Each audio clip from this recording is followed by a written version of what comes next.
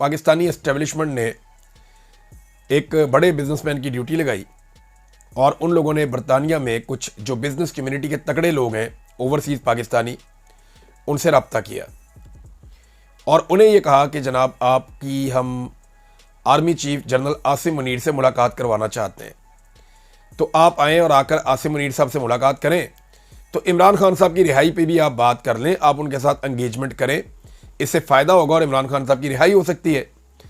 तो ओवरसीज़ पाकिस्तानियों ने कहा जी ठीक है, हम आर्मी चीफ से मिल लेते हैं, अगर हमारे मिलने से इमरान खान साहब की रिहाई हो सकती है तो इससे अच्छी और क्या बात है। लेकिन क्योंकि पहले एक एपिसोड हो चुका है और वो आप सबने देख भी लिया है, तो जो ओवरसीज़ पाकिस्तानी हैं उन्होंने, जो बरतानिया वाले हैं वो बड़े समझदार हैं, उन्होंने दो शराइत रख दी। उन्होंने कहा जी नंबर एक तो पहले हमारी एक जूम मीटिंग करवाएं आप आर्मी चीफ से, जिसमें हमें आइडिया हो जाए कि हमने मुलाकात में करना क्या है, क्योंकि हमने ट्रैवल करके आना है, अपना वक्त निकाल के आना है और ये बड़े सरमायाकार हैं। तो उन्होंने कहा जी कि हम आएंगे, अपना वक्त निकाल के आएंगे, ट्रैवल करके आएंगे, तो पहले एक जूम मीटिंग करवाएं जिसमें हम एजेंडा तय कर लेंगे हम किन चीज़ों पर बात करने जा रहे हैं और हमने किस सिमत में आगे बढ़ना है, ताकि हम अपनी तैयारी करके आएँ और ज़हनी तौर पर तैयार रहें सब लोग।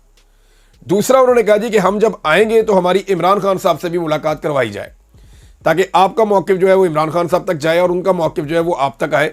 अगर तो कोई मामलात हल करने हैं तो फिर ऐसे ही हो सकते हैं। तो ओवरसीज़ पाकिस्तानियों ने ये दो शराइत रख दी, उसके बाद ठंड हो गई।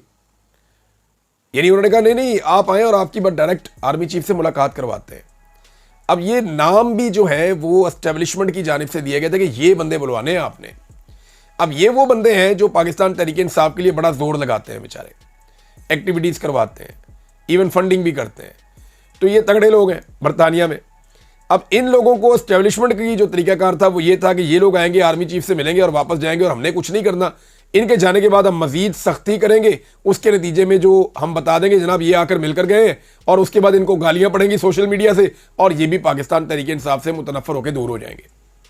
जैसा कि प्लान इन्होंने अमेरिका में किया था, वहाँ पे भी इतनी कामयाबी नहीं हुई। वो चीज़ें काफ़ी हद तक पाकिस्तान तहरीक-ए-इंसाफ के लोगों ने सेटल कर ली हैं, लेकिन यहाँ पे ये वाला दाव इनका चला नहीं। तो नंबर एक खबर ये है। दूसरी खबर मैं आपको अंदर की एक और देता हूँ कि दो बरतानिया के MPs हैं, मेंबर पार्लियामेंट, उनकी मुलाकात हुई थी आसिम मुनीर साहब से, और यहाँ जो ओवरसीज़ पाकिस्तानी हैं फिर वो उनसे मिले और उन्होंने पूछा जी कि आप आसिम मुनीर साहब से मिले हैं तो आपकी क्या बातचीत हुई।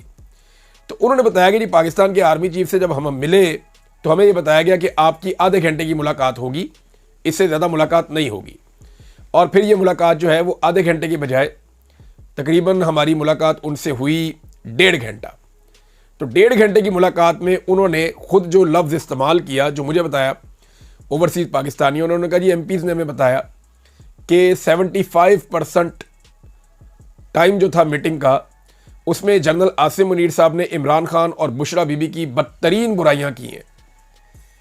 और ये ऐसे मामला शुरू हुआ कि वो जो MPs हैं बरतानिया के मेंबर पार्लियामेंट, उन्होंने कहा कि जी हमारे जो ओवरसीज़ हैं आपके मुल्क के, वो हमसे बहुत रब्ता करते हैं, वहाँ बड़ी बेचैनी है और वो बार बार ये पूछते हैं कि जनाब इंसानी हकूक़ की पामालियाँ हो रही हैं, इमरान खान साहब के साथ और उनकी पार्टी के साथ ज़्यादतियाँ हो रही हैं, तो हमारे बरतानिया में बहुत बेचैनी है, बार बार लोग एहतजाज भी करते हैं, तो इसके ऊपर आपको मामला ठीक करना चाहिए। उन्होंने तो अपनी तरफ से ये बात कर दी। उसके बाद उन्होंने बताया कि जनाब आर्मी चीफ इतनी शदीद मुखालफत रखते हैं कि उन्होंने 75% time of the meeting spend किया इसी बात के ऊपर कि इमरान खान की ये बात बुरी है, बुशरा बीबी की ये बात बुरी है, इन्होंने ये किया, इन्होंने वो किया। एक लंबी चौड़ी उन्होंने तमहीद बांध के जो 1.5 घंटे की मुलाकात थी उसमें से 1 घंटे से ज़्यादा इमरान खान और बुशरा बीबी की बुराइयाँ की हैं आर्मी चीफ ने।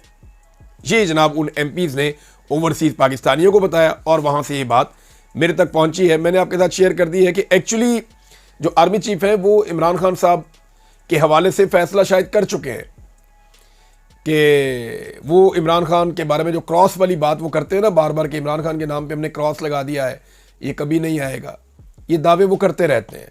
जब मैं इनके पास जबरी तौर पर लापता था मुझे भी यही कहते थे कि हमने क्रॉस लगा दिया, ख़त्म होगी बात, हमारा मुल्क है, हम खुद चला लेंगे। तो ये सारी चीज़ें अब दिखाई भी दे रही हैं और मज़ीद गवाहियाँ भी इसके बारे में मिल रही हैं कि एक्चुअली जो पाकिस्तान की मिलिट्री एस्टेब्लिशमेंट है उन्होंने इमरान खान के बारे में ये फ़ैसला कर लिया है कि वो उनको नहीं आने देंगे या उनके लिए वो दरवाज़ा नहीं खोलेंगे। लेकिन देखें, ये तो दरवाज़ा तो आवाम ने खोलना है। अब जुनैद अकबर साहब का स्टेटमेंट है और वार्निंग भी है इसमें, बड़ा खुलकर उन्होंने बात की है जुनैद अकबर ने। उन्होंने कहा जी हम सरकारी मुलाजमीन के साथ नहीं निकलेंगे, बस एक इमरान खान की कॉल पर हम निकलेंगे, जिसने गोलियां चलानी है वो गोलियां चलाए, जिसने जो करना है वो कर ले, हम निकलेंगे। ये जनाब चकदरा के अंदर एक बड़ा शानदार इज्तिमा था, वहाँ पे जुनैद अकबर साहब ने खिताब किया है और वो वार्निंग दे रहे हैं कि जनाब हम निकलेंगे, हर हाल में आएंगे, बंदूकें साफ कर लो, अगर तुमने गोली चलानी है तो गोलियां चलाओ, हमें इससे फ़र्क नहीं पड़ता। नाज़रीन, एक और चीज़ है और ये इम्पॉर्टेंट न्यूज़ है, क्योंकि देखें इस वक्त जो आलमी मंडी है उसमें पेट्रोल की कीमत 62 रुपये कुछ पैसे जो है वो रुपए नहीं डॉलर्स फी बैरल है। तो ये $62 के आसपास पहुंची हुई है। तो ये बहुत कम कीमत है इस वक्त आलमी मंडी में पेट्रोलियम मसनूआत की। लेकिन इस वक्त भी पाकिस्तान की गवर्नमेंट जो है वो पेट्रोल को बेच रही है 255 रुपये का फ़ी लीटर। इमरान खान साहब इससे दुगनी कीमत का पेट्रोल ख़रीद के इससे आधी कीमत का बेच रहे थे, 150 रुपये का, 145 रुपये का वो बेच रहे थे। लेकिन ये लोग बेच रहे हैं उसको 255 रुपये का, ख़रीद रहे हैं 62 में। अब आने वाले वक्त में जो इस वक्त दुनिया के हालात दिखाई दे रहे हैं, कुछ जो माहिरीन हैं मईशत के, उनका ये कहना है कि पेट्रोलियम मसनूआत की आलमी सतह में कीमतें बढ़ने वाली हैं।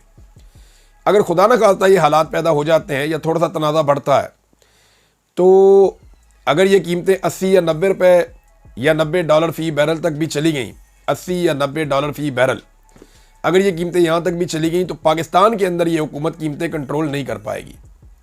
यहाँ पाकिस्तान में जो पेट्रोलियम मसनूआत की कीमतें हैं वो 350 से 350 या इससे ऊपर भी जा सकती हैं और फिर डॉलर की कीमत भी इनके हाथों से निकल सकती है। तो हालात इंतहाई ख़राब होने की तरफ जा सकते हैं। अब दुआ यह है कि आलमी मंडी के अंदर जो तेल की कीमतें हैं उनमें इस्तेहकाम रहे या वो मज़ीद कम होती चली जाएँ।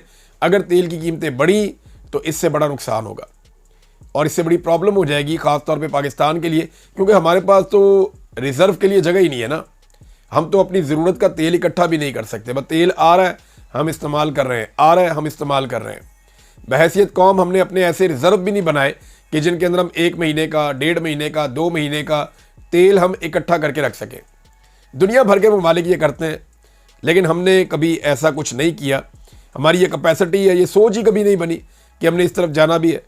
नाज़रीन, पंजाब की हालत ये है कि पंजाब का कोई इदारा भी अपने अहदाफ हासिल नहीं कर पाया और ये एक्सप्रेस न्यूज़ ने इसके ऊपर ख़बर छापी है कि पंजाब का कोई एक महकमा भी तरक्याती अहदाफ हासिल नहीं कर सका। फाइनेंशियल रिपोर्ट ने हुकूमत का पूरा पोल खोल कर रख दिया है। ये है नाज़रीन पंजाब की सूरत हाल। और इसके साथ मैंने आपको बताया कि और तवज्जो इनकी क्या है, गिरफ्तारियाँ करो बस।